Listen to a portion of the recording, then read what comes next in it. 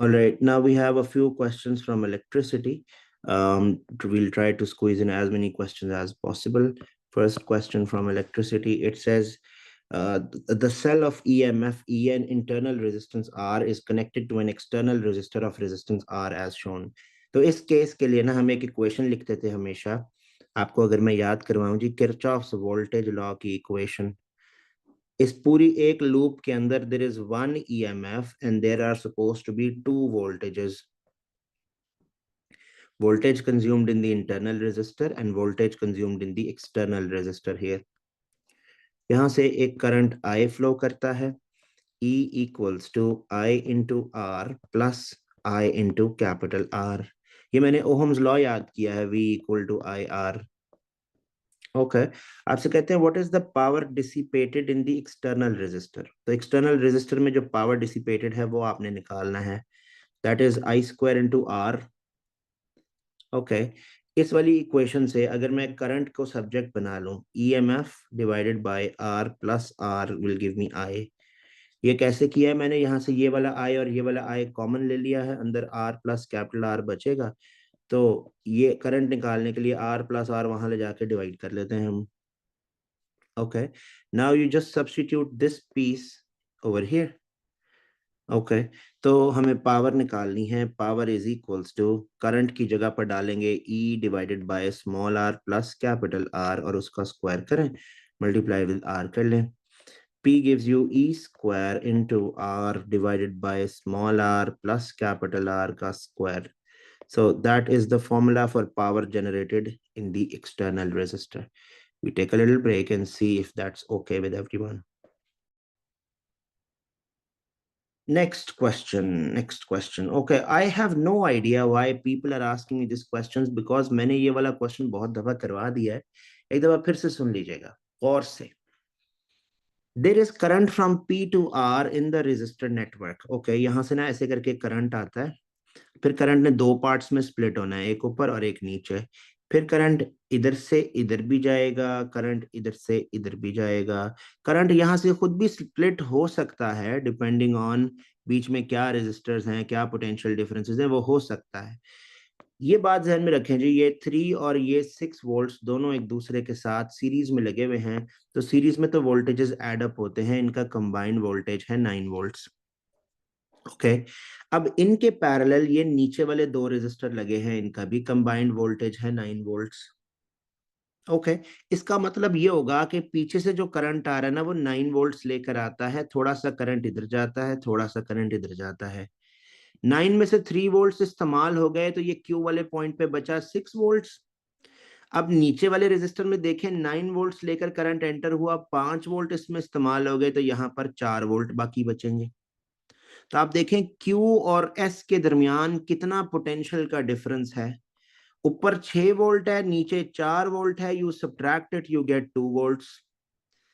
फिर 9 वोल्ट में से 5 इधर इस्तेमाल हो गए थे, S पे 4 बाकी बचे थे. R तक पहुंचते पहुंचते ना दोनों ऊपर से आने वाला करंट और नीचे से आने वाला करंट दोनों 0 वोल्ट्स में होने चाहिए. तब आप देखें कि S से लेके R के दरमियान कितना डिफरेंस है. S वाले पॉइंट पे 4 वोल्ट्स है और R वाले पॉइंट पे 0 वोल्ट है. तो answer comes out to be 4 volts. तो S एंड R के दरमियान में 4 वोल्ट होना चाहिए, Q एंड S के दरमियान में 2 वोल्ट्स होना चाहिए. इसका करेक्ट आंसर A बनता है. Please send me your responses if everything. Huzaifa कह रहे हैं माइनस क्यों किया, क्योंकि पोटेंशियल डिफरेंस निकालना है. डिफरेंस तो सब्ट्रैक्ट करके निकलता है ना. PD is potential difference. अच्छा जी, अब आओ ये क्वेश्चन देखते हैं. This is from electricity question 2. ये भी 2-3 बच्चों ने मुझे भेजा है. A cell of EMF E and internal resistance R is connected to a variable resistor as shown. The resistance of the variable resistor is gradually increased from R to 3R. Okay. Variable resistor की resistance को हमने R से बढ़ा के 3R कर दिया है. Okay एक इक्वेशन लिख के दिखाता हूं आपको जो मैंने पहले भी लिखी है. EMF equals to voltage consumed in the internal resistor plus voltage consumed in the external resistor. Total EMF E है, अंदर VR इस्तेमाल हो रहा है और बाहर V कैपिटल R इस्तेमाल हो रहा है. उसको उन्होंने हमें V कहा हुआ है. वी आर जिसको मैंने क्वेश्चन में कहा है उसको उन्होंने सिर्फ वी कहा हुआ है। Okay, no problem. आगे, which graph shows the variation of the potential difference V across the internal resistance with the potential difference V across the variable resistor?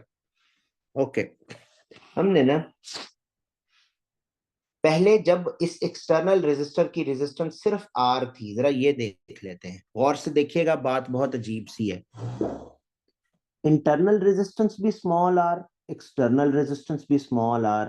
This is like ये दोनों रेजिस्टर एक दूसरे के साथ सीरीज में attached हैं।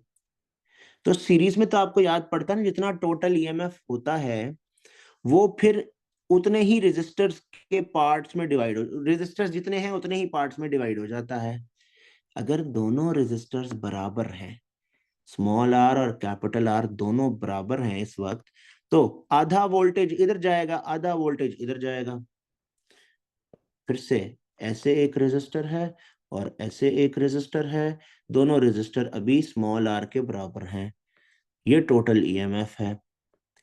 तो टोटल ईएमएफ आधा इसको मिल जाएगा E/2, आधा इसको मिल जाएगा E/2। इसका क्या मतलब है? इसका मतलब है जहां पर कैपिटल वी इसका वोल्टेज है बाहर वाले रेजिस्टर का, और स्मॉल वी अंदर वाले रेजिस्टर का वोल्टेज है, तो जहां पर कैपिटल वी है E/2, दैट मीन्स 0.5 E, वहां पर स्मॉल वी भी 0.5 E होना चाहिए। दैट मीन्स हमारा ग्राफ जो भी है ना, वो हर दफा इसी पॉइंट से स्टार्ट होना चाहिए। ओके, जहां पर छोटे वाले रेजिस्टर का हाफ ई है वोल्टेज, बड़े वाले रेजिस्टर का भी हाफ ई है। ऐसा तो हर जगह पर ही हो रहा है, हर ऑप्शन में ऐसे ही हो रहा है। लेकिन जब हमने इस एक्सटर्नल रेजिस्टर की रेजिस्टेंस को इंक्रीज करके कर देना है 3R, अब जब बाहर वाले रेजिस्टर की रेजिस्टेंस बढ़ गई, तो अब ईएमएफ का ज्यादा हिस्सा बाहर मिलेगा, कम हिस्सा अंदर मिलेगा। अंदर वाले रेजिस्टर की रेजिस्टेंस तो आर ही है, अब हमें इसका स्मॉल वोल्टेज निकालना है, वो कितना होगा? आपको याद पड़ता है कि जिस रेजिस्टर का वोल्टेज निकालना हो, आप उसकी रेजिस्टेंस ऊपर रखें, टोटल रेजिस्टेंस नीचे रखें, 3R+R मल्टीप्लाई कर दें ईएमएफ से। That's going to give me R divided by 4R into E। तो पता चला कि जब बाहर वाले रेजिस्टर की रेजिस्टेंस आपने 3R कर दी है, तो अंदर वाले को फिर E/4 मिलेगा। That means 0.25E। ये इंटरनल वाले की ईएमएफ है। एक्सटर्नल वाले का कितना होगा? टोटल ई था, उसमें से 0.25E अंदर यूज हो गया, तो एक्सटर्नल को फिर कितना मिलेगा? 1 minus 0.25E, that makes it 0.75E। इसका मतलब ये है कि हमारे पास ना यहाँ पर दो कोऑर्डिनेट्स आ गए, पॉइंट्स 1 एंड पॉइंट 2। पॉइंट 1 में जब स्मॉल वी और कैपिटल वी 0.5E और 0.5E थे, और दूसरा पॉइंट वो आया जब कैपिटल वी यानी बाहर वाले रेजिस्टर का वोल्टेज 0.75E था, अंदर वाले का 0.25E होगा। अब आप चूज कर लें ऐसी कौन सी ऑप्शन है जहां पर बाहर वाला कैपिटल वी 0.75E हुआ है और स्मॉल वी 0.25E हुआ है। ऐसा ऑप्शन ए में नजर आ रहा है। स्मॉल वी इंटरनल रेजिस्टेंस का वोल्टेज 0.25E हो गया, और एक्सटर्नल रेजिस्टर का वोल्टेज 0.75E हो गया। तो ए ही करेक्ट आंसर नजर आ रहा है।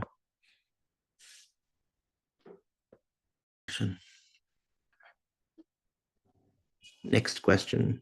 Okay, this is probably question 3, if I'm not wrong. It says an electrical power cable consists of 6 copper wires C surrounding a steel core C S। अच्छा, ठीक है। A length of 1 kilometer of, ये ना इस तरह से एक तार इमेजिन कर लो, एक केबल है, उसमें ये 1 2 3 4 5 6 6 6 कॉपर की तारें हैं और एक स्टील की तार है। ओके, ये सारी तारे ना एक दूसरे के साथ पैरेलल में अटैच्ड हैं, side by side, something like this, एक दो तीन चार पांच छ,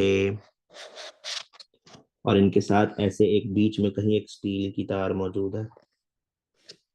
जब आप इस वाले एंड से और इस वाले एंड से कुछ अटैच करेंगे, लेट्स से एक बैटरी अटैच कर देते हैं, तो all of these 7 wires, 7 cables, they behave as if they are in parallel with each other.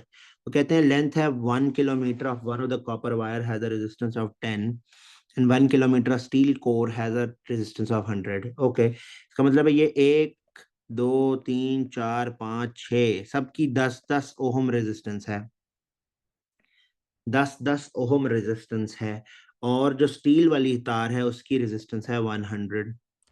Parallel में लगे हुए हैं, 1/RT equals to 1/R1 plus 1/R2 plus 1/R3 plus 1/R4 plus 1/R5 plus 1/R6, और ये and पे ना steel वाला मैं एक डिफरेंट कलर से लिख देता हूँ, 1/R7। अब 6 कॉपर की तारें थी, इन सबको ऐसे अलग अलग लिखने की बजाय मैं ऐसे कह दूं, 6 × 1/RC resistance of copper wire plus 1/RS ये स्टील वायर की। तो एक कॉपर वाली तार की रेजिस्टेंस है 10 और एक स्टील वाली तार की रेजिस्टेंस है 100। ओके, 1/RT आपने निकालना है, that's going to be 6 divided by 10 plus 1 divided by 100। 10 और 100 का एलसीएम होता है 100, 60 प्लस 1, तो RT comes out to be 100 divided by 61। ये समझ आया जी, मैंने रेसिप्रोकल लिया बस, और कुछ भी नहीं किया। ओके, तो 100 डिवाइडेड बाय 61 कितना होता है? 1.64, 1.64, the correct answer comes out to be B. Take a little break here and see if everything is okay. Moving on to the next question. It says question number 32. This is probably question number 4. I don't remember anymore.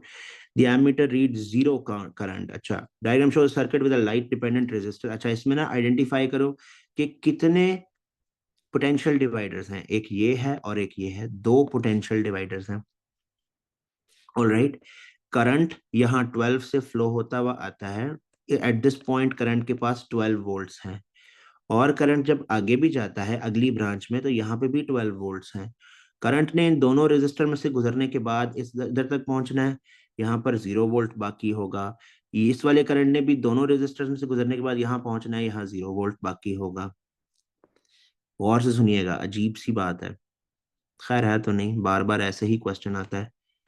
वो कहता है कि ammeter पे 0 reading है। Ammeter पे 0 reading का मतलब है कि इधर, let me call this point A and this point B, point A and B have equal voltage. That means जब ये ब्लू वाला करंट ए पे पहुंचता है और जब ये रेड वाला करंट बी पे पहुंचता है, एट ए एंड बी उनके पास एक जितना ही वोल्टेज बाकी बचा होना चाहिए। तभी तो जब इधर लेट्स से 4 वोल्ट बाकी है, लेट्स से इधर 4 वोल्ट बाकी है, तो कोई करंट तो फ्लो ही नहीं करेगा, क्योंकि करंट तो हायर पोटेंशियल से लोअर पोटेंशियल तक फ्लो करता है। मैंने ऐसी अज्यूम करके 4 कहा था ये समझाने के लिए कि अगर एक तार में 2 पॉइंट्स पे एक जितना वोल्टेज होना, तो फिर कोई करंट फ्लो नहीं करता, नो करंट, ना लेफ्ट से राइट ना राइट से left. I hope you understand that. आगे वो कहते हैं what is the resistance of the LDR. बड़ा ही आसान सवाल है, देखिएगा। अगर ए और बी पे एक जितना वोल्टेज बाकी बचा होना चाहिए, इसका मतलब है कि voltage consumed in the 10 should be equal to voltage consumed in the 6। A और बी पे एक जितना बाकी बचना चाहिए। शुरू में देखें जी, दोनों पॉइंट्स पे 12 और 12 ही है।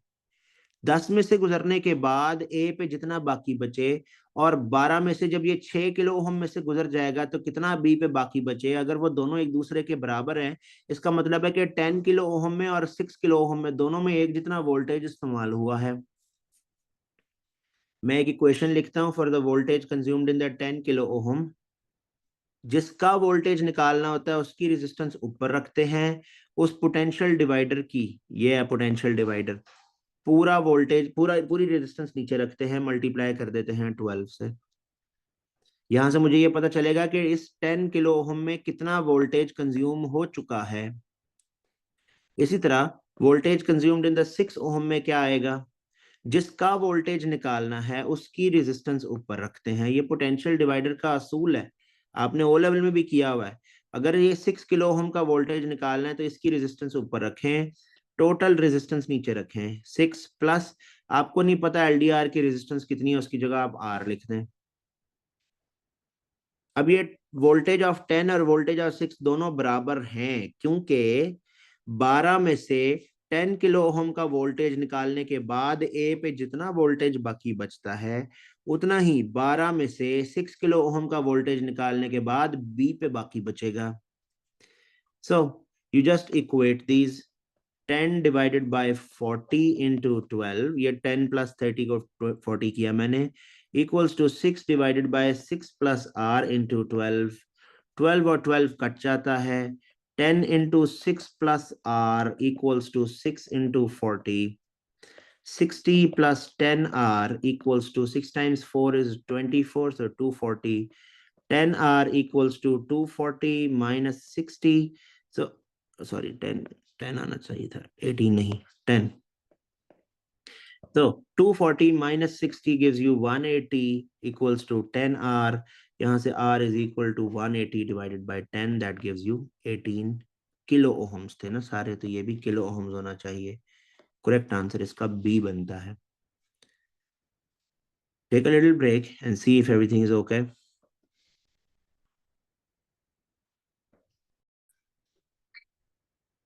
Next question. Question number 41. I'm not sure if this is the fifth question or not. It says the diagram shows a network of 3 resistors. 2 of these marked R are identical. The other resistor has a resistance of 5. The resistance between Y and Z is found to be, Y और Z के दरमियान में वो कह रहे हैं total resistance है 2.5. Okay, गौर से देखिएगा, गौर से देखें।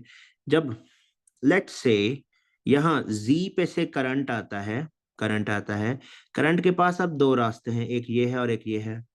मैं जरा इस सर्किट को रिकंस्ट्रक्ट कर रहा हूं, प्लीज मेरे साथ साथ सुनिएगा। I will be very bummed if I have to repeat this. ये वो पॉइंट था Z से करंट ऐसे आता है, करंट फिर आगे 2 पार्ट्स में स्प्लिट होता है। कौन कौन से, ये वाला पार्ट है एक और एक ये वाला पार्ट है। एक रास्ते में R लगा हुआ है, दूसरे रास्ते में 5 लगा हुआ है। अभी तक मेरे साथ हैं? एक्स वाला पॉइंट फिलहाल इग्नोर करना है, क्योंकि उसने हमें कहा है कि हमने वाई और जी के दरमियान रेजिस्टेंस बताई हुई है, इधर और इधर। तो इसका मतलब है करंट यहां से गुजर के आर और आर से गुजर के वाई तक पहुंचेगा, और थोड़ा सा करंट जो है वो यहां से गुजर के इस वाई तक पहुंचेगा।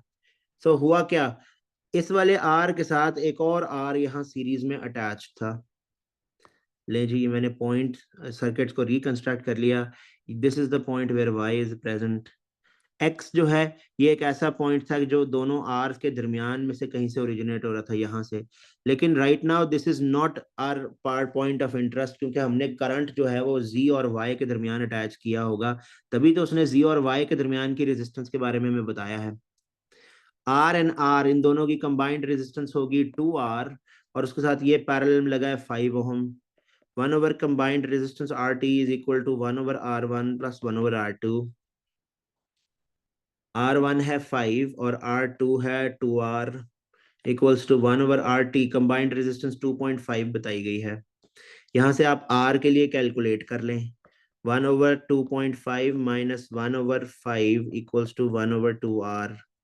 आप इनका एलसीएम लें, 2.5 और 5 का एलसीएम आता है 5, ऊपर है 2, इधर है 1, 1/2R। तो 2 into R into 1 equals to 5 into 1। 2 minus 1 होता है 1, 1 को ये 2R ले जाके मल्टीप्लाई किया मैंने। R is equals to 5 divided by 2, the answer is 2.5 ohms. तो पता चला कि ये जो R's हमने लगाए हुए हैं ये दोनों 2.5 के हैं। अब आपसे कहते हैं what is the resistance between X and Y. अब आप एक दफा फिर से रिकंस्ट्रक्ट कर लें सर्किट को, अब तो करने की जरूरत नहीं पड़ेगी। देखिएगा, एक्स से करंट आता है वो ऐसे वाई तक जाता है, और इस वाले पॉइंट से ना करंट ऐसे स्प्लिट होके भी आगे की तरफ जाता है। तो पता चला कि ये वाला आर और ये वाला 5 दोनों सीरीज में हैं, तो इन दोनों की कंबाइंड रेजिस्टेंस हो जाएगी 7.5। और x और y के दरमियान में कंबाइंड रेजिस्टेंस के लिए 1/r equals to 1/r1 plus 1/r2। r1 है 7.5 प्लस r2 है 2.5। आप इनका एलसीएम ले लें, 7.5 plus 3 1/r, r will be equal to 7.5 divide by 4। Solve करके बताएं जी क्या आता है जरा। 7.5 डिवाइडेड विद 4, तो 1.9 ओहम आंसर आ जाता है। हमारा आंसर सी होना चाहिए।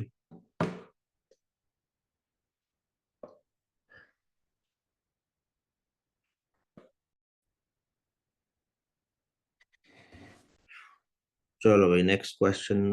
आई hope it this is question number 6। It says a wire R S T is connected to another wire X Y R S T. Okay, और एक और तार है एक्स वाई के साथ अटैच्ड है। All right. कहते हैं ईच वायर इज 100 सेंटीमीटर। कैसी खूबसूरत बात है। आर एस टी ये भी 100 सेंटीमीटर की है, ठीक है, और दोनों सेम तार है। Each wire is 100 with resistance per unit length of 10 ohms per metre. 10 ohms per metre. 100 centimetre का मतलब क्या है, 1 मीटर ही है ना। मतलब एक्स से लेके वाई तक की जो टोटल रेजिस्टेंस है वो है 10 ओहम्स। आप सोच रहे होंगे ये कैसे पता चला। एक्स से लेके वाई तक की टोटल लेंथ उसने हमें बताई है, वो है 100 सेंटीमीटर। अब 100 centimetre is equal to 1 metre, और यहाँ लिखा है 10 ओहम्स पर मीटर है, तो 1 मीटर की रेजिस्टेंस 10 ओहम ही हो गई ना। अच्छा, तो आर एस टी इसकी रेजिस्टेंस हो गई 10 ओहम्स, और ये एक्स से लेके वाई तक की भी टोटल हो गई 10। गौर से देखिएगा, बात बड़ी कॉमन सेंस वाली है। एक्स से लेके वाई तक की टोटल लेंथ थी 100, तो इसका मतलब है आर से लेके टी तक जो 50 सेंटीमीटर है, 100 की हाफ रेजिस्टेंस होगी इसकी, यानी ये है 5 ओहम। और ये जो एक्स से लेके आर तक है, और ये जो टी से लेके वाई तक वाला पार्ट है, ये तो 25 सेंटीमीटर के होंगे ना। इसका मतलब है इनकी रेजिस्टेंस हो गई 2.5 ओहम, 2.5 ओहम। और ये जो 100 सेंटीमीटर है, ये पूरी 10 ओहम रेजिस्टेंस लेके बैठा है। देखें, अगर 1 मीटर की रेजिस्टेंस है 10 ओहम, तो 50 सेंटीमीटर यानी आधे मीटर की कितनी होगी, 10 ओहम। 25 सेंटीमीटर की कितनी होगी, 10 का हाफ, 10 का क्वार्टर, सॉरी, 2.5। तो हम इस सर्किट को यहाँ रिकंस्ट्रक्ट करते हैं। देखिएगा, आप इमेजिन करें कि एक्स से लेके आर तक जो इस तार की रेजिस्टेंस है ना, उसको हम ऐसे एक रेजिस्टर से आइडेंटिफाई करते हैं। आर से लेके टी तक की जो रेजिस्टेंस है ना, उसको हम इस रेजिस्टर से आइडेंटिफाई करते हैं। टी से लेके वाई तक की जो रेजिस्टेंस है, उसको इस रेजिस्टर से आइडेंटिफाई करते हैं। और ये जो आर एस टी है ना, उसकी रेजिस्टेंस को इस रेजिस्टर से आइडेंटिफाई करते हैं।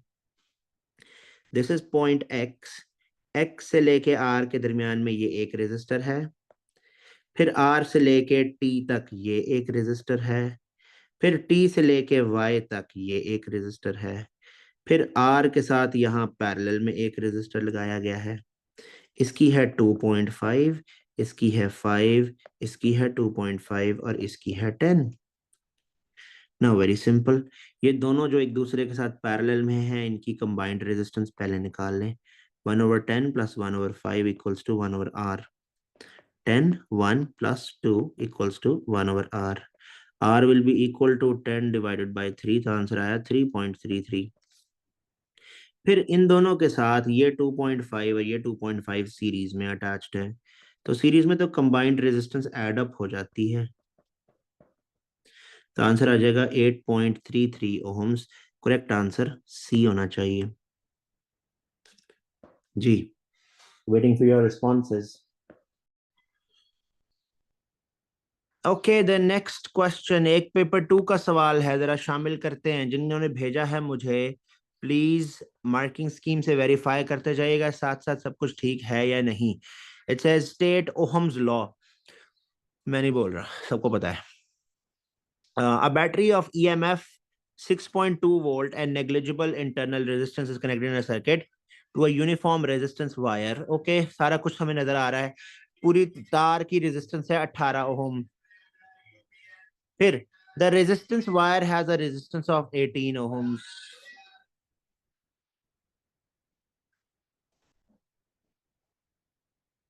Okay, लेंथ है 0.94। अच्छा, इस पूरे की लेंथ है 0.94 metres.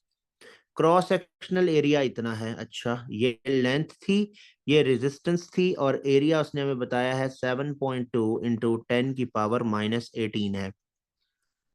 Slide rest is position half way along the length of the wire.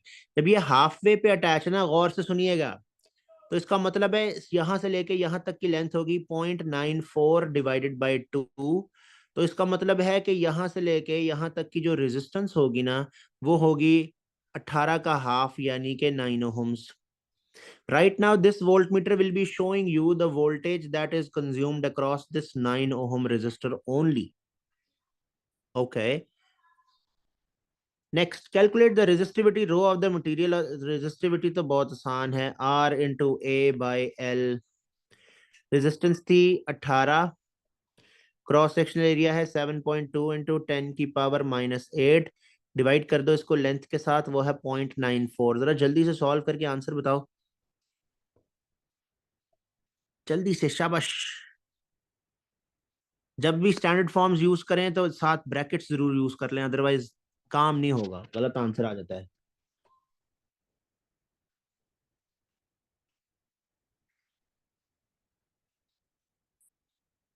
1.38 into 10⁻⁻6। 1.38 into 10⁻⁻6।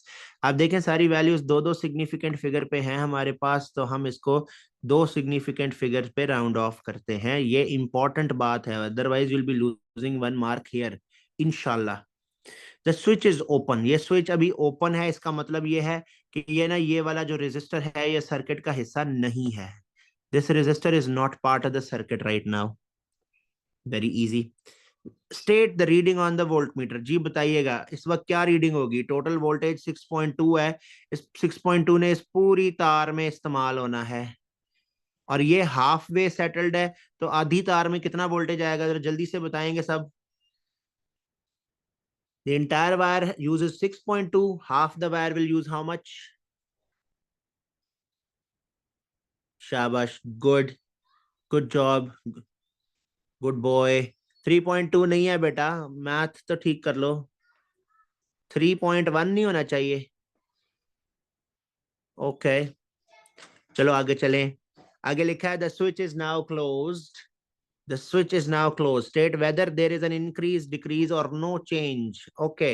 To the current in the battery. जरा गौर से देखें, वो कहता है कि जब हमने इस स्विच को यहां से क्लोज कर दिया, अब आप देखो कि ये जो इतना पोर्शन है वायर का, दिस मच, इसके साथ ये रेजिस्टर पैरेलल में अटैच हो गया ना, हो गया ना, पैरेलल में अटैच हो गया।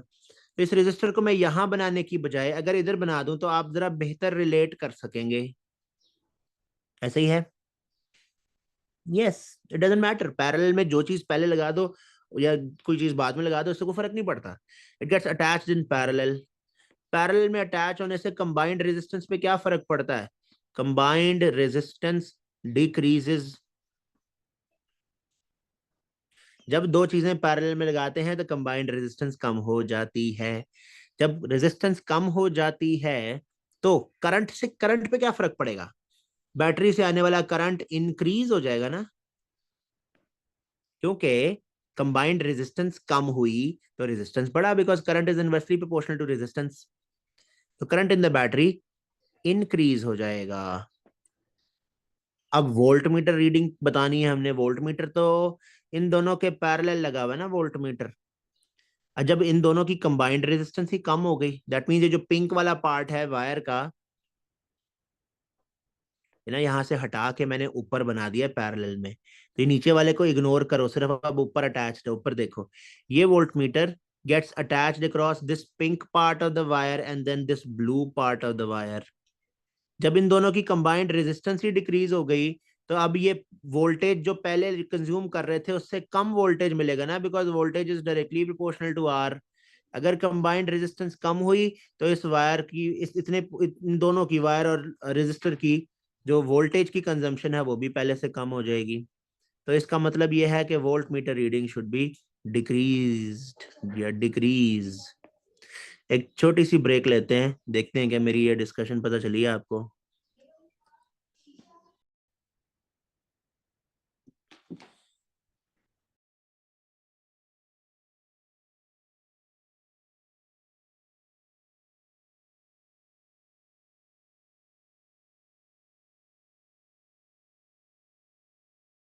क्या खूबसूरत सवाल था। हाँ जी, उसमें कह रहे हैं sir, I get why is the voltage decreasing the current increase, but how are we dealing with proportionalities without a constant, so is that the total voltage is a constant here? Total voltage is constant, absolutely yes it is, but when I say that for this little part here, ये वाला जो parallel में लग गए हैं ना resistor दोनों, जो रेजिस्टर दोनों एक दूसरे के साथ पैरेलल में लग गए हैं, इधर you are actually trying to compare the combination of these pink resistors with the resistor attached after it. तो इन दोनों के लिए the current remains the same. That means बेशक पहले 1 एम्पेयर था, अब 2 एम्पेयर आ रहा है, but that 2 ampere is the same for these two parts of resistances. ये दोनों रेजिस्टर को भी 2 एम्पेयर ही मिलना है और ये आगे वाले को भी 2 एम्पेयर ही मिलना है. So you use the proportionality V is directly proportional to R, saying I is constant for the entire circuit. पहले के कंपैरिजन में करंट बढ़ गया है, लेकिन एक सर्किट के अंदर हर जगह करंट एक जितना रहेगा. So a constant in this case is going to be current when you are talking about voltages, because voltages get divided amongst portions of the resistors. जी, थोड़ा सा बेहतर हुआ. इसमें कह रही है okay I get it, all right. अच्छा जी, am I going too fast, am I going too slow, or am I allowed to get slow when I want to explain things? You won't judge me. मैंने कह रही है too slow but not your fault. Ouch, sorry. चलो आगे चलें फिर. सच बोलूंगा तो आप गुस्सा हो जाएंगे. हुज़ैफा, तुम्हें पहली दफा में मेरी बातें सारी समझ आ जाती हैं?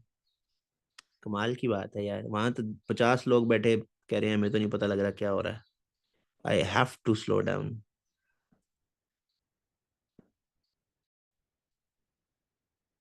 चलें जी, आगे चलते हैं.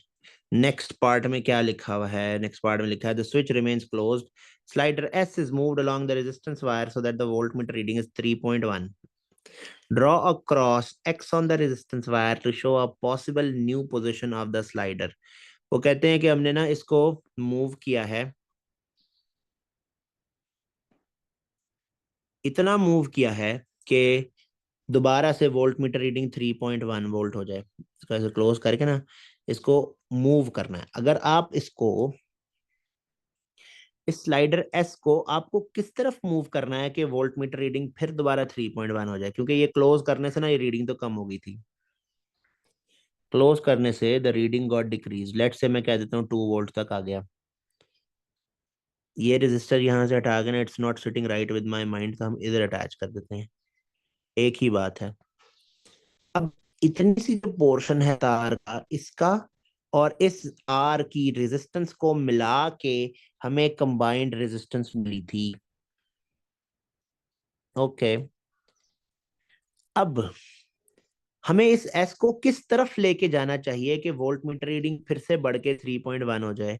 बताइएगा, लेफ्ट की तरफ ले जाना है कि राइट की तरफ ले जाना है? जी, what do you think? Right की तरफ. शाबाश. फवाद करें लेफ्ट की तरफ, बिस्मा करें राइट की तरफ, दानिया करें राइट की तरफ. जी, राइट की तरफ जाना चाहिए. That should be the right answer. Why, यहाँ पे कहीं मैं एक्स इंडिकेट कर देता हूँ. इसकी वजह यह है कि यहां पर वोल्टेज डिक्रीज इसलिए हो गया था क्योंकि इनकी कंबाइंड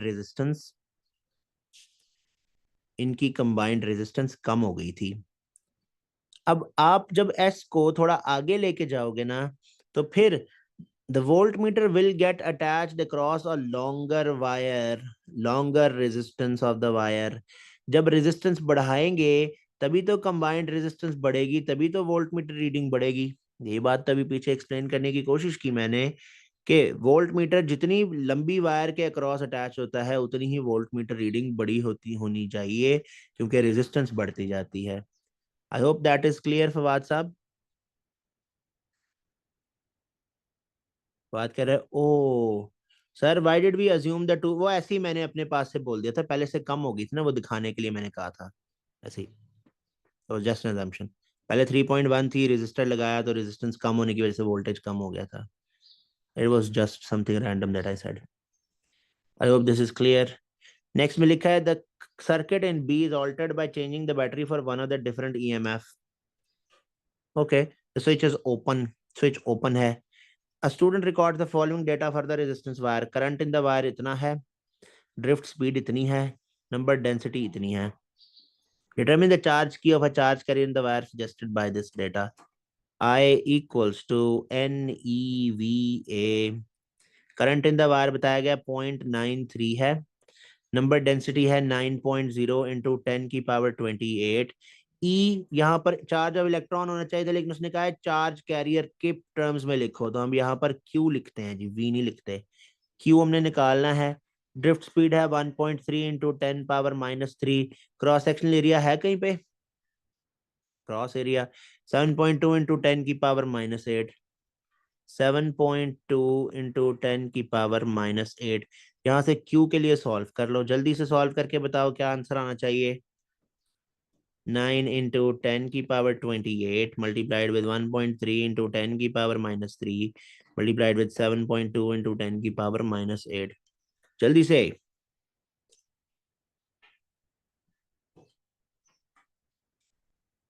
लें जी, सॉल्व करके आंसर बताएं क्या आना चाहिए।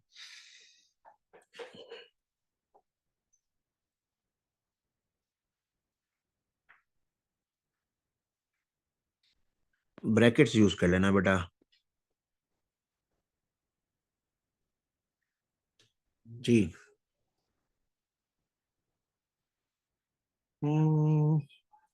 1.1 इंटू 10⁻⁻19, 1.1 इंटू 10⁻⁻19। जरा चेक कर लेता हूँ जी, सिग्निफिकेंट फिगर 0.93 में 2 है, 1.3 में भी 2 है, 9.0 में भी 2 है। मेरे आंसर में 1.1 ही होना चाहिए।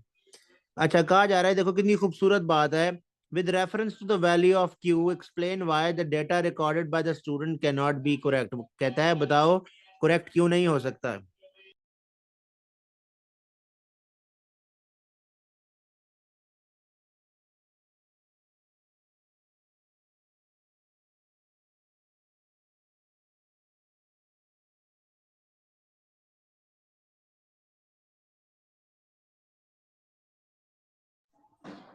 शाबाश दानिया, that's absolutely the right answer, good job. हम इसमें लिखेंगे कैलकुलेशन करके ना, हमें एक चार्ज कैरियर का चार्ज पता लगा 1.1 इंटू 10⁻⁻19। हम लिखेंगे Q, Q equals to 1.1 into 10⁻⁻19 coulombs, which is less than an electron. Electron का है 1.6 into 10⁻⁻19 coulomb, which is not even possible, which is not possible as it is less than fundamental। Charge carriers पर electron से कम charge हो ही नहीं सकता। That's why this is not possible। Send me a message to let me know if everything is okay, everyone। Moving on to the next question here. It says two cells X and Y are connected in series with a resistor of resistance 9 as shown. Acha. Cell X has an EMF of 1.0 volts and an internal resistance of 1 ohm. Acha. Cell Y has an EMF of 2 अच्छा जी, तो internal resistance diagram पे भी तो दिखानी चाहिए थी ना, how stupid is that. Examiner जहन्नमी है। अच्छा जी, तो मैं ये इंटरनल रेजिस्टेंसेस यहाँ दिखा देता हूँ आपको। इसके साथ यहाँ एक 9 ओम रजिस्टर भी अटैच्ड है। ये मैंने एक बैटरी बना के दिखाई है, ये इसकी इंटरनल रेजिस्टेंस है। ये है 2 वोल्ट्स, ये है 1 वोल्ट, इसकी इंटरनल रेजिस्टेंस थी 1 ओहम, इसकी है 2 ओहम, ये है 9 ओहम्स। आपसे कहते हैं what is the current in the circuit, that's Fairlie easy. इसका वोल्टेज बड़ा है, ओके, तो आप इस सर्किट में करंट की एक ये डायरेक्शन अज्यूम कर लें। ओके, यहाँ पर ये बैटरी का पॉजिटिव टर्मिनल है, current will flow like this. अब यहाँ पर वो बैटरी के पॉजिटिव टर्मिनल के अंदर से गुजर रहा है, दैट्स, ये बैटरी इस इनकमिंग करंट को अपोज करने की कोशिश करेगी। आपको याद होना चाहिए, कंज्यूमर्स, सर्किट के अंदर जितने भी वोल्टेज के कंज्यूमर्स लगे हैं उनका वोल्टेज एक साइड पे ऐड करें, और जितने भी प्रोड्यूसर्स लगे हैं उनका ईएमएफ एक साइड पे ऐड करें। तो how many consumers there are, 9 ohm का है, एक 2 ओहम का है, एक 1 ओहम का है। तो इसके लिए मैं लिखता हूँ voltage consumed in the 9 ohm resistor plus voltage consumed in the 2 ohm resistor plus voltage consumed in the 1 ohm resistor. और प्रोड्यूसर्स में हमारे पास, let's call this E1 and let's call this E2। ये E1 और E2 add होने चाहिए, लेकिन E2 जो लगा हुआ है ना, वो ऐसे लगा हुआ है कि उसका पॉजिटिव टर्मिनल दूसरे वाले सेल के पॉजिटिव टर्मिनल के को नेगेटिवली इन्फ्लुएंस कर रहा है, अपोज करेगा ना। एक बैटरी अपने पॉजिटिव टर्मिनल से अवे करंट को गुजारेगी, दूसरी बैटरी उसकी ऑपोजिशन में लगी हुई है। तो बस अब हम यहाँ पर current into 9 plus current into 2 plus current into 1 करेंगे, और ईएमएफ 1 की जगह पर आ जाएगा 2 वोल्ट्स, ईएमएफ E2 की जगह पर आ जाएगा -1। माइनस इसलिए क्योंकि ये पॉजिटिव टर्मिनल इसके पॉजिटिव टर्मिनल के साथ लगा हुआ है। करंट को कॉमन ले लें, 9 + 2 + 1 आ जाता है 12, इक्वल्स टू 2 - 1 आ जाता है 1। तो current comes out to be equal to 1/12। तो आंसर क्या है? 0.1 से छोटा होना चाहिए, 0.083 इज द करेक्ट आंसर। जी, रिस्पॉन्सेज प्लीज।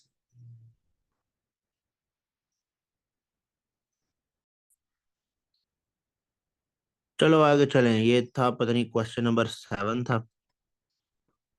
ओके, ये है क्वेश्चन नंबर 8। गौर से देखिएगा, बात इतनी को मुश्किल तो है नहीं, लेकिन फिर भी गौर से देखें। The cross-sectional area of a metal wire varies along its length. There is a current in the wire. The narrow end of the wire is at a reference potential of 0. यहाँ पर पहुंच के ना 0 वोल्टेज बाकी बचना चाहिए। Okay, which graph best represents the variation with distance x along the wire of the potential difference V relative to the reference 0? अच्छा जी, इधर इधर इधर इधर इधर अलग अलग पोजीशंस में दिखा रहा हूँ। ये x की वैल्यू ना यहाँ पर तो 0 थी, जैसे जैसे आप इस तार के अंदर आगे की तरफ मूव करते जाएंगे x की वैल्यू तो बढ़ती जाएगी। That means along the x axis the value of x continues to increase. अब आपसे पूछ रहे हैं कि वोल्टेज, ये भी आप समझ सकते हैं ना कि अगर यहाँ 10 वोल्ट है, जैसे जैसे इस तार में हम आगे मूव करते जाएंगे वोल्टेज तो आहिस्ता आहिस्ता कम होता जाएगा, डिक्रीज होता जाएगा। इसलिए ए तो नहीं ठीक हो सकता।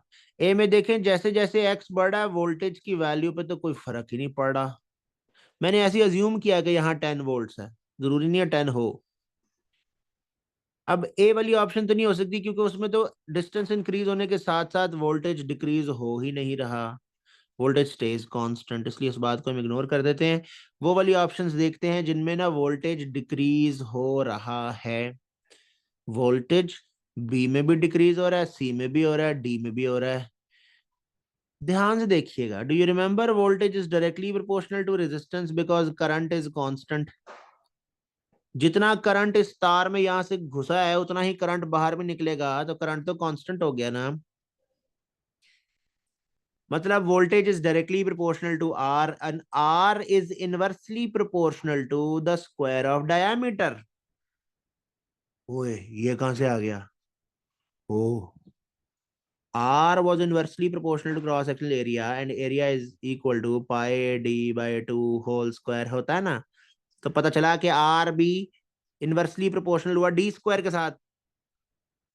दैट मीन्स जैसे जैसे जैसे जैसे डायमीटर कम हुआ, डायमीटर कम हुआ, रेजिस्टेंस बढ़ती गई, और जैसे जैसे रेजिस्टेंस बढ़ती जाती है वैसे वैसे पोटेंशियल डिफरेंस भी तो बढ़ता जाता है, यानी डिक्रीज, कंजम्पशन ज्यादा होती जाती है। गौर से देखना, ये बात मुश्किल है। शुरू में जहां डायमीटर सबसे ज्यादा है यहां पर लोएस्ट रेजिस्टेंस होगी, सो लीस्ट वोल्टेज कंज्यूम्ड। जहां पर ये तार थिन हो गई यहां लार्जेस्ट रेजिस्टेंस है, तो इसका मतलब है यहां पर लार्जेस्ट पीडी इज कंज्यूम्ड। कैसी खूबसूरत बात है। यहाँ अगर 10 वोल्ट्स है ना, तो इसमें से थोड़ा आगे जाके ना, क्योंकि यहाँ डायमीटर ज्यादा था, रेजिस्टेंस कम थी, तो वोल्टेज उतना ज्यादा इस्तेमाल ही नहीं हो पाएगा। जब थोड़ा सा और आगे जाओगे, डायमीटर और कम हो गया, रेजिस्टेंस और ज्यादा हुई, तो यहाँ जरा पहले से थोड़ा सा ज्यादा वोल्टेज कंज्यूम हो जाएगा। पहले देखो 1 और बाद में 3 दिखाया है। फिर जब आप और थोड़ा सा आगे जाएंगे तो रेजिस्टेंस और ज्यादा बढ़ती जाती है, इसका मतलब है वहां पर पोटेंशियल का ड्रॉप, पोटेंशियल की कंजम्पशन उतनी ही ज्यादा होती जाएगी। आप नोटिस करें जहां पर एक्स कम है ना, at a smaller value of X there is a very small change in voltage. Where there is a larger value of X यहां पर वोल्टेज ड्रॉप काफी बड़ा है, इसलिए सी सही जवाब होना चाहिए। इस क्वेश्चन की तरफ अभी हम एक दफा बाद में आते हैं। इस जैसा ही एक क्वेश्चन और यहाँ मौजूद है, ये देख लेने में जरा ज्यादा सेंस बनेगी, क्योंकि इसमें ना यहाँ कॉन्टिन्यूसली रेजिस्टेंस चेंज नहीं हो रही, यहाँ डिस्क्रीटली चेंज हो रही है। देखें, इतने पोर्शन का डायमीटर कांस्टेंट है, फिर इतने पोर्शन का डायमीटर फिर से कांस्टेंट है लेकिन पहले से कम है, फिर इतने पोर्शन का डायमीटर पहले से कम है। यहाँ पर लार्जेस्ट रेजिस्टेंस होगी, इसका मतलब है लार्जेस्ट कंजम्पशन ऑफ वोल्टेज इधर होगा, और इधर स्मॉलेस्ट रेजिस्टेंस है जी, क्योंकि डायमीटर सबसे छोटा है यहाँ, smallest resistance, so smallest drop in voltage. Drop का मतलब है डिक्रीज है। अब आप ऐसी ऑप्शन चूज करेंगे जिसमें पहले पोर्शन में ना there is a smaller voltage drop. A और बी देखो, बी में यहां से लेके यहां तक that is a very large drop of voltage, whereas last most portion के अंदर there is a smaller drop of voltage. तो ये बात तो गलत हो गई जी, पहले पार्ट में कम वोल्टेज ड्रॉप होना चाहिए, तो इसमें देखो ऑप्शन ए में सिर्फ इतना वोल्टेज ड्रॉप हुआ है, और आखिरी पोर्शन में इतना ज्यादा वोल्टेज ड्रॉप हुआ है। That is consistent with the logic that जहां रेजिस्टेंस ज्यादा होती है वहां वोल्टेज ड्रॉप ज्यादा होना चाहिए, वहां वोल्टेज कंजम्पशन उतनी ज्यादा होनी चाहिए। तो A should be the correct answer in this case. ऐसे ही यहां पर भी है ऊपर वाले क्वेश्चन में, जैसे जैसे डिस्टेंस बढ़ता जा रहा है वैसे वैसे डायमीटर कम होता जा रहा है, और जैसे जैसे डायमीटर कम होता जा रहा है वैसे वैसे रेजिस्टेंस ज्यादा होती जा रही है। जैसे जैसे रेजिस्टेंस ज्यादा होती जाती है वैसे वैसे वोल्टेज ड्रॉप भी ज्यादा होता रहना चाहिए। वोल्टेज ड्रॉप शुरू में कम है, बाद में ज्यादा है, तो ये सी सही होना चाहिए जी। Let's take a break and see if everything is okay.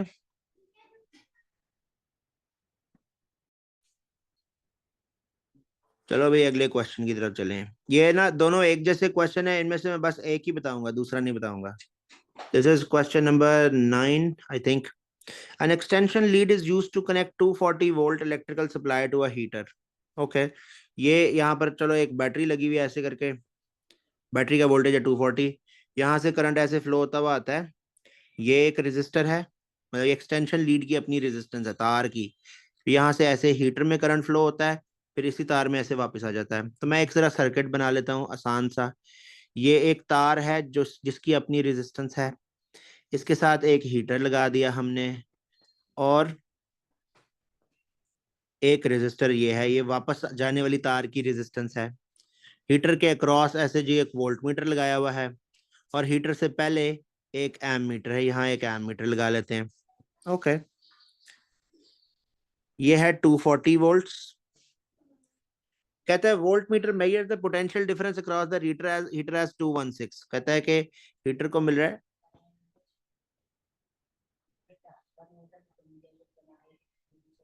216 volts, and an ammeter measures the current through the heater as 7.7। तो ammeter की रीडिंग बताई है 7.7। What is the total resistance of the extension lead? ये तो बड़ा आसान है यार। देखो 240 में से टोटल वोल्टेज 216 सिर्फ हीटर को मिल रहा है, इसका मतलब है कि तारों में कितना कंज्यूम हो रहा होगा? 240 minus 216, that tells us 24 volts in the wires। आपसे कहते हैं what is the total resistance of the extension lead? Resistance होता है voltage over current.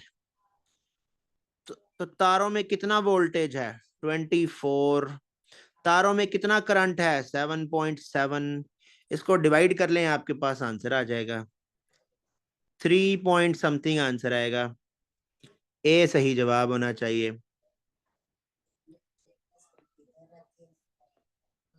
That was kind of easy. Send me a message, बताएं क्या हो रहा है, समझ आ रही है या नहीं। Okay, moving on to the next question.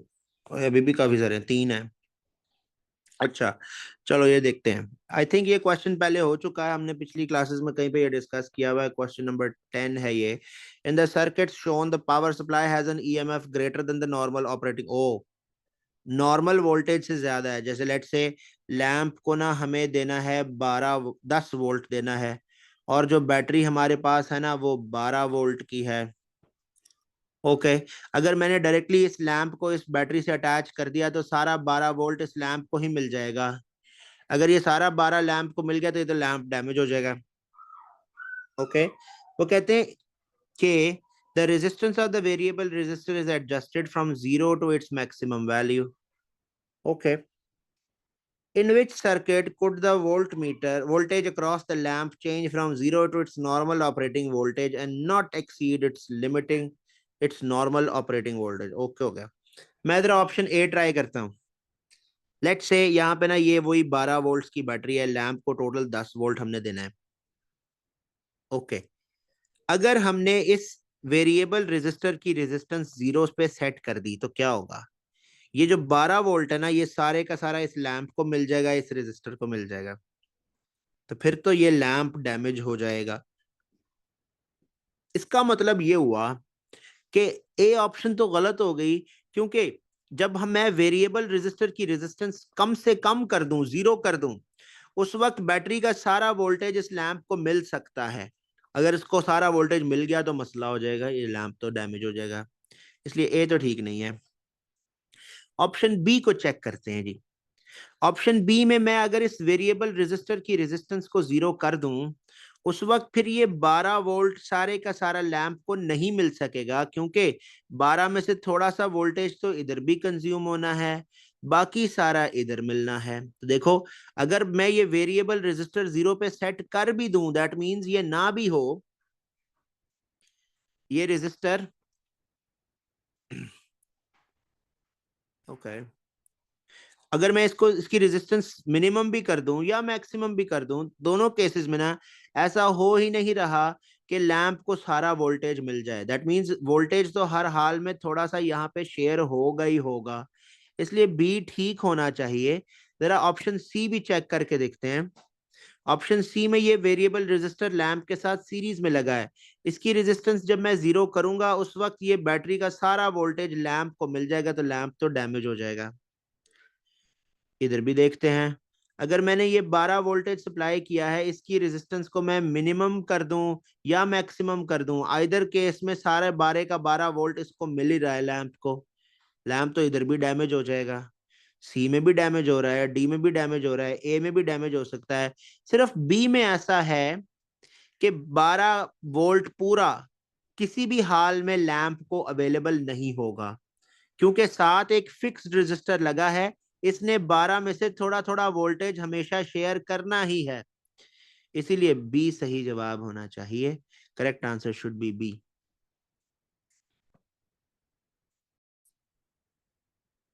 चलो बस एक आखिरी क्वेश्चन और देखते हैं आज के लिए, और फिर बस करेंगे, नींद आनी शुरू हो गई अब। It says two resistors R1 and R2 are made from the same material है, same material मतलब resistivity same है। Okay, they are connected in parallel to each other। parallel का मतलब है voltage same है। Okay, diameter of R2 is half the diameter of R1। ये क्या बात हुई? R1 का diameter D क्या लेते हैं, D2, R2 का diameter है D/2।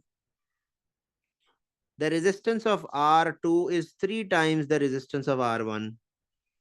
R2 की रेजिस्टेंस है 3R1, इसकी रेजिस्टेंस है R1। आपसे कहते हैं what is the value of the average, value of the ratio average drift speed of free electrons in R1, average speed of free electrons in R2। अच्छा, formula याद करते हैं, I इक्वल्स टू NEVA। यहां पर current is not going to be the same, current is not same. क्यों same नहीं है जी current? क्योंकि ये पैरेलल में लगे हैं, वोल्टेज सेम है, रेजिस्टेंसेस डिफरेंट हैं। एक की जिसकी रेजिस्टेंस ज्यादा है उसका करंट कम होगा, जिसकी रेजिस्टेंस कम है उसका करंट ज्यादा होगा। लेकिन चूंकि ये सेम मटेरियल है, इसका मतलब है कि एन सब के लिए सेम होगा, एन ई बल्कि दोनों के लिए, सबको दोनों के लिए सेम होगा। और डायमीटर भी बताया हुआ है। ओके, तो I over V A equals to N E, दोनों के लिए सेम है। ओके, तो मैं ना ये एक्सप्रेशन यहाँ पे लिखता हूँ नीचे, I need more space. I divide by V A equals to N E. ये N E is going to be the same for both the wires, both the resistor. तो I one over V one into A one equals to I two over V two into A two. Okay, drift speed of free electrons in R1 यानी V1 divided by V2 आपको निकालना है। ठीक है, तो मैं यहां से ये V1 इधर ले जाता हूं और बाकी सारी चीजें इधर नीचे ले आता हूं। तो ये मेरे पास बनेगा I1 into A2 divided by I2 into A1 equal to V1 over V2। अच्छा जी, अब ना हमारे पास करंट के बारे में हमें पता है, वोल्टेज ओवर रेजिस्टेंस होता है। ओके, वोल्टेज ओवर रेजिस्टेंस है। मैं यहाँ पर करंट की जगह I1 की जगह पे डाल देता हूँ V1 ओवर R1, I2 की जगह डाल देता हूँ V2 ओवर R2। अब मैथ कर रहे हैं, मैथ, इसमें कोई फिजिक्स नहीं है अभी तक। V1 over R1 into A2 divided by V2 divide by R2 into A1 equal to V1 over V2। Division sign जब मल्टीप्लिकेशन में कन्वर्ट होगा तो ये बनेगा R2 into A1 over V2 into V1 into A2 over R1। V voltage voltage दोनों के cancel out हो गए, दूसरी तरफ ये ड्रिफ्ट वेलोसिटीज हैं V1 और V2। अब बस क्रॉस सेक्शनल एरियाज को इनकलकेट करना है और रेजिस्टेंसेस को इनकलकेट करना है, हमारे पास आंसर आ जाएगा। V1 over V2 equals to A2 कितना है दूसरे वाले का, पाई पाई 0.5D²। Okay, divided by R1 कितना है, उसकी रेजिस्टेंस थी R1। ओके, फिर ये मल्टीप्लाई होते हैं R2 के साथ। R2 था कितना, 3R1 मल्टीप्लाइड विद A1 कितना है, देखिएगा कोई कोई, अच्छा ये A1 इधर नीचे आना चाहिए था जी, my bad, that's why. Reciprocal लेना था ना, तो A1 ने नीचे आना था जी, मैं मैथमेटिकल एरर। तो इधर हम a1 नीचे लिखते हैं, that's going to be pi d square. अब बस सिंप्लीफाई कर लेंगे, पाई और पाई यहाँ से कट जाता है, 0.25d square multiplied by 3r1 divided by r1 into D square. D square से कटता है, r1 से कट जाता है, तो v1 over v2 comes out to be 3 into 0.25. 3 into 0.25 gives you 0.75, which is equals to 3/4. तो करेक्ट आंसर बी यानी 3/4 होना चाहिए। Oh, okay. That was a little mathematically hectic, but चीजें सारी सिंप्लीफाई होती हैं, कट आउट हो जाती हैं चीजें, मैथ ठीक करने की जरूरत है, दैट्स इट। जी, सेंड मी अ रिस्पॉन्स। चलें जी, thank you very much for joining me here. I really appreciate you people taking out time from your lives to sit and do physics. I really appreciate it. Good job, keep working hard. थोड़ा सा जरा ध्यान से सवाल पहले पढ़ लिया करें। I have encountered this so many times today. Oh, sorry, वो तो मैंने देखा ही नहीं। Oh, वो तो लिखा हुआ था, मुझे पता ही नहीं चला। ऐसा ना करें, क्वेश्चन ध्यान से पढ़ा करें। Give merit to every word in the question. See you around in another class. Okay.